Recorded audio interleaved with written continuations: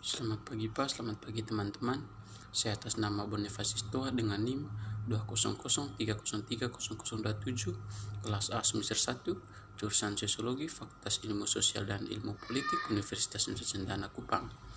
Baik, pada kesempatan kali ini saya akan mempresentasikan makalah review buku ke-14 dari mata kuliah pengantar sosiologi dengan judul Sosiologi Pendekatan Turun ke Bumi edisi ke-13. Langsung saja ke pembahasan itu. Bab 1 kita membahas tentang perspektif sosiologis. Perspektif sosiologis membuka jendela ke dunia yang tidak dikenal dan menawarkan pandangan baru pada dunia yang sudah dikenal. Dalam teks ini, kita semua akan menemukan diri kita berada di tengah-tengah Nazi di Jerman dan pejuang di Amerika Serikat. Sosiologi itu luas, dan perjalanan Anda bahkan akan membawa Anda ke sebuah kelompok yang tinggi di tempat pembuangan sampah kota. Saat Anda juga akan menemukan diri Anda melihat dunia Anda sendiri dalam cahaya yang berbeda. Saat Anda memandang dunia lain atau dunia Anda sendiri, perspektif sosiologis memungkinkan Anda memperoleh perspektif baru tentang kehidupan sosial. Fakta inilah yang menurut banyak orang menarik tentang sosiologi. Perspektif sosiologi telah menjadi kekuatan pendorong dalam hidup penulis buku sendiri. Sejak penulis buku mengambil kursus pengantar sosiologi sebagai mahasiswa baru di perguruan tinggi, penulis telah terpesona oleh perspektif yang ditawarkan sosiologi. Penulis menikmati kelompok lain dan mempertanyakan asumsi penulis sendiri tentang kehidupan. Penulis sangat berharap hal yang sama terjadi pada kita semua. Perspektif sosiologi menekankan pada konteks sosial di mana masyarakat hidup. Ini menguji bagaimana konteks ini mempengaruhi kehidupan orang. Inti dari perspektif sosiologi adalah pernyataan tentang bagaimana kelompok mempengaruhi orang, terutama bagaimana orang dipengaruhi oleh masyarakat mereka, sekelompok orang yang berbagai budaya dan wilayah. Bab 2 kita membahas tentang budaya. Apakah budaya itu? Konsep terkadang lebih mudah dipahami dengan deskripsi daripada dengan definisi. Misalnya, kita bertemu dengan seorang remaja putri dari India yang baru saja tiba di Amerika Serikat. Bahwa budayanya berbeda dari budayanya secara terlihat. Kita pertama kali melihatnya di pakaian, perhiasan, dan lain sebagainya. Selanjutnya, kita mendengar dalam pidatonya. Itu kemudian menjadi jelas dengan gerakannya. Nanti kita mungkin mendengar dia mengungkapkan keyakinan aslinya tentang hubungan atau apa yang berharga dalam hidupnya. Semua karakteristik itu menunjukkan budaya, bahasa, kepercayaan, nilai norma perilaku, dan bahkan objek material yang diturunkan dari satu generasi ke generasi berikutnya. Misalnya di Afrika Utara, penulis dikelilingi oleh budaya yang sangat berbeda dari budaya sang penulis. Ini terbukti dalam semua yang penulis lihat dan dengar. Budaya material, hal-hal seperti perhiasan, seni bangunan, senjata, mesin, dan bahkan peralatan makan, gaya rambut dan pakaian sangat kontras dengan apa yang bisa penulis lihat. Tidak ada yang secara random, alami tentang budaya material. Artinya, mengenakan gaun di jalan tidak lebih alami daripada mengenakan jeans. Penulis juga menemukan diri penulis tenggelam dalam budaya non-material yang tidak dikenal, yaitu cara berpikir kelompok, keyakinan, nilai, dan asumsi lain tentang dunia, dan tindakan, pola perilaku, dan lain sebagainya. Asumsi Afrika Utara bahwa memandang orang lain di depan umum dan mendorong orang untuk membeli tiket adalah hal yang dapat diterima sebagai budaya non-material. Begitu juga dengan asumsi Amerika Serikat bahwa melakukan suatu hal, salah satu dari hal-hal ini adalah salah. Seperti budaya material, tidak ada kebiasaan yang benar. orang-orang menjadi nyaman dengan kebiasaan yang mereka pelajari selama masa kanak-kanak, dan seperti yang terjadi pada penulis di Afrika Utara tidak nyaman ketika asumsi dasar mereka tentang kehidupan ditantang. Untuk mengembangkan imajinasi sosiologis, penting untuk memahami bagaimana budaya mempengaruhi kehidupan masyarakat.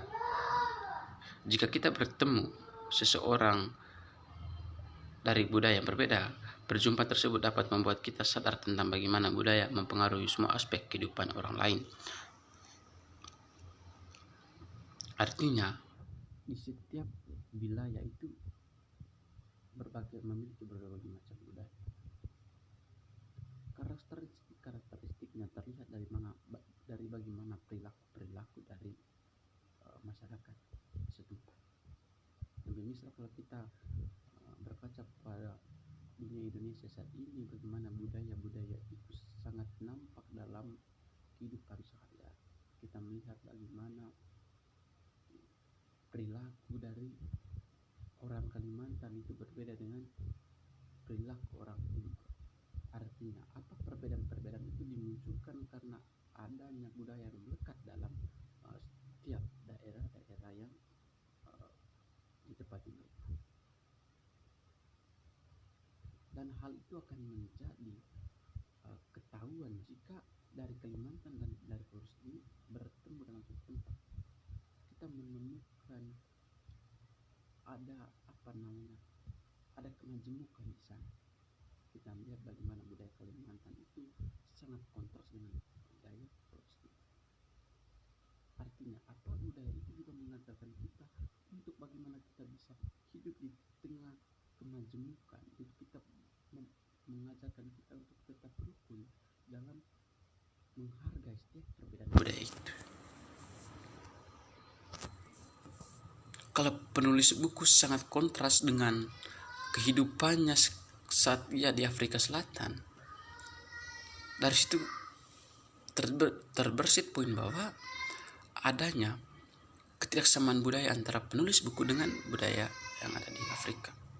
Tetapi bagaimana penulis buku bisa menyesuaikan diri dengan kebudayaan itu adalah suatu pekerjaan yang mengedepankan perbedaan itu penting, menghargai perbedaan itu penting. Dalam konteks Indonesia, kita juga harus bisa menghargai perbedaan itu.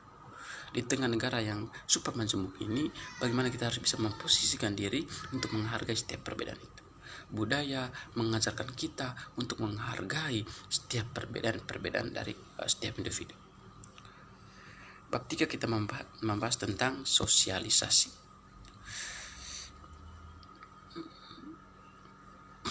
Sosialisasi itu memiliki makna dari jalur hidup ada dua. Pertama, saat kita melewati suatu tahap, hal ini mempengaruhi perilaku dan orientasi kita. Yang kedua, jalur hidup kita dengan cara yang sama sebagai mahasiswa baru dan sebagai senior.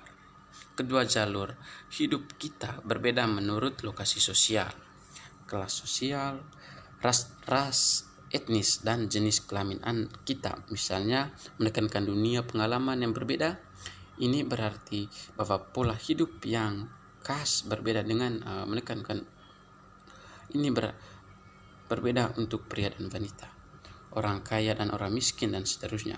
Untuk menentukan poin sosiologis utama ini, dalam sketsa berikut penulis akan menekankan latar belakang sejarah kehidupan masyarakat.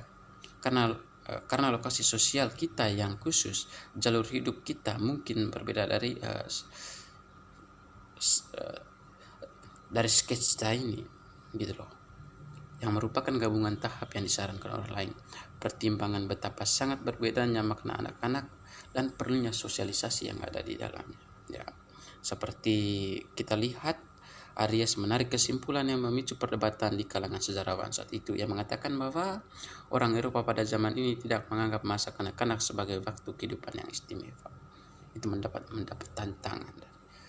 Sementara kita melihat para sejarawan tidak menyangkal bahwa ini adalah kebiasaan pada masa itu, tetapi beberapa mengatakan kesimpulan Aries konyol. Bukti lain menunjukkan bahwa orang-orang ini memandang masa kanak-kanak sebagai waktu kehidupan yang istimewa. Sampai sekitar tahun 1990 memiliki anak yang bekerja seperti orang dewasa adalah hal yang biasa di seluruh dunia. Bahkan saat ini anak-anak di negara industri terkecil bekerja dalam banyak pekerjaan seperti pelayanan dan lain sebagainya.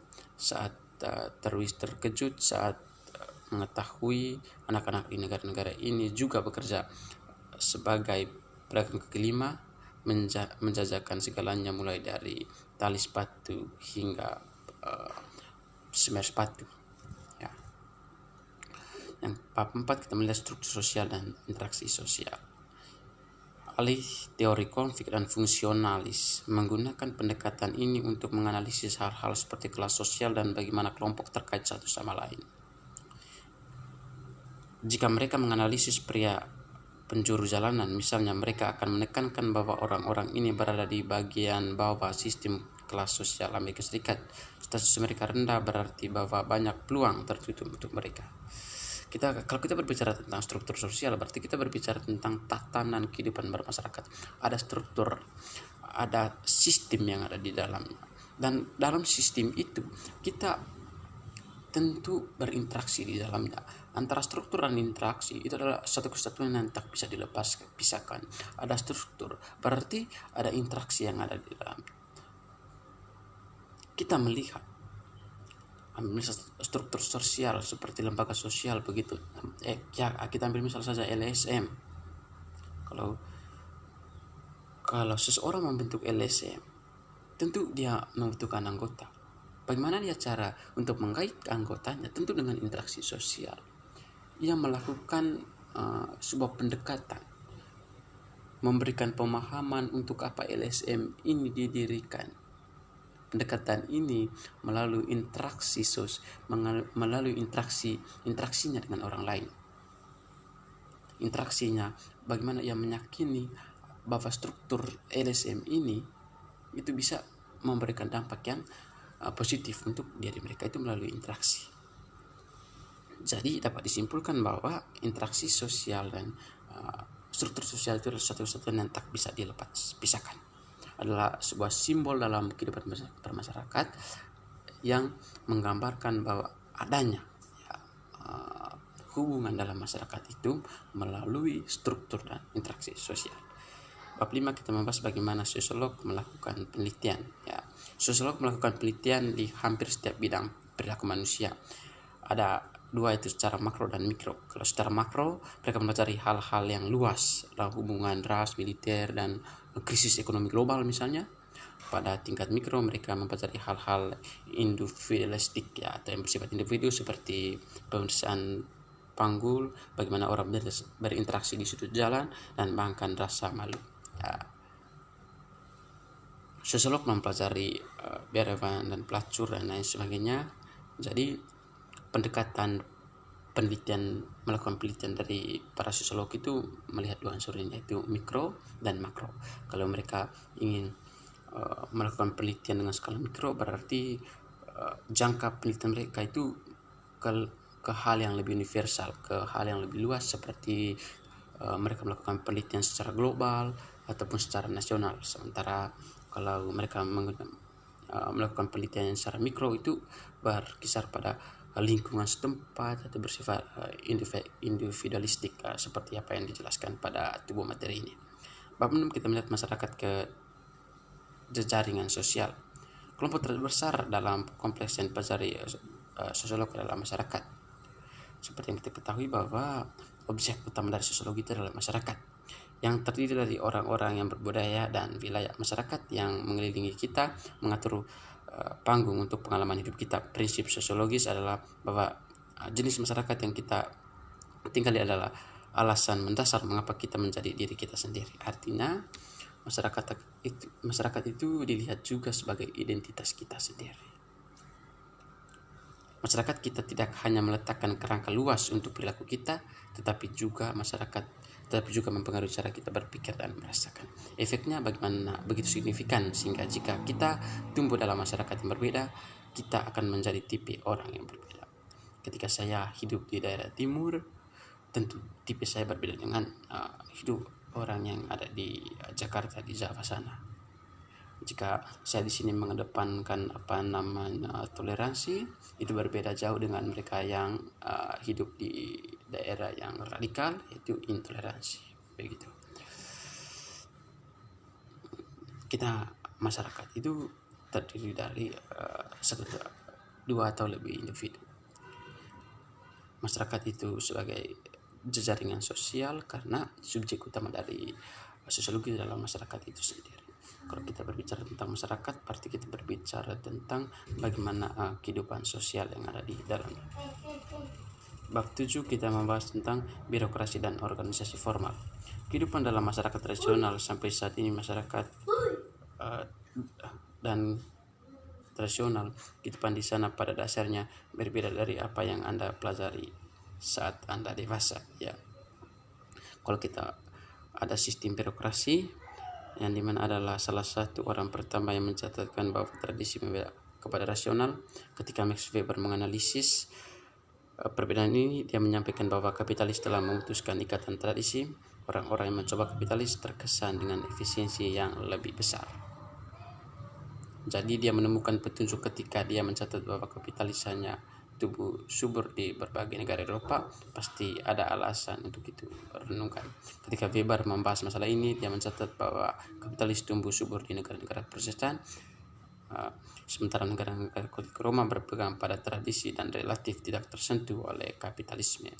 Entah bagaimana, kalau begitu agama memegang kuncinya, itu adalah pikirannya. Tetapi mengapa Katolik Roma berpegang teguh pada masa lalu, sementara Protestan memeluk perubahan? Solusi Weber untuk teka-teki ini telah menjadi sumber kontroversi sejak ia pertama kali mengajukan dalam bukunya yang berpengaruh The Protestant Ethic and the Spirit of Capitalism. Ya, Weber menyimpulkan bahwa doktrin Katolik Roma menekankan penerimaan pengaturan saat ini. Tuhan menginginkan Anda di mana Anda berada. Anda berhutang kesetiaan kepada gereja, keluarga Anda, dan raja Anda. Terimalah itu sebagai sebuah hal yang perlu disyukuri. Bab 8 kita melihat penyimpangan dan kontrol sosial. Sosiolog menggunakan istilah deviance untuk merujuk pada pelanggaran norma apapun. Jadi penyimpangan terjadi dalam kehidupan sosial itu sering dipicu oleh adanya tindakan-tindakan indisipliner atau tindakan-tindakan kriminalitas yang dilakukan oleh satu atau dua orang atau juga kelompok misalnya. Jadi penyimpangan sosial ini sering terjadi dan tak bisa dielakkan, tak bisa dipisahkan dalam kehidupan sosial. Salah satu solusi untuk tidak terjadinya penyimpangan sosial itu di kontrol sosial. Bagaimana kita masyarakat harus mengadakan kontrol sosial untuk apa? Untuk tidak terjadinya penyimpangan sosial. Kontrol sosial seperti apa yang diharapkan, yang dimana harus memiliki prinsip yang berlaku dalam kehidupan bermasyarakat. Bab 9 kita melihat kelas sosial di Amerika Serikat. Sebagian besar sosiolog setuju dengan Weber bahwa ada lebih banyak kelas sosial daripada hanya hubungan, dan kelas sosial di Amerika Serikat ini menganut banyak sistem. Jadi di sini hampir tidak ada masyarakat di Amerika Serikat yang lebih berpendidikan namun profesional perguruan tinggi, bahkan tidak mendekati puncak piramida pendapatan. Jenis kelamin dan gender. Ya, kalau kita berbicara tentang gender, berarti kita berbicara tentang laki-laki dan perempuan. Ada kenyataan di dunia ini bahwa kedudukan laki-laki itu lebih tinggi daripada kedudukan perempuan. Jadi hal ini sebetulnya tak diberlakukan pada saat ini karena kita harus melihat adanya kesamaan kedudukan dari laki-laki dan perempuan. Baik, terima kasih. Demikian hasil presentasi dari saya. Atas perhatian saya ucapkan limpah terima kasih. Selamat pagi.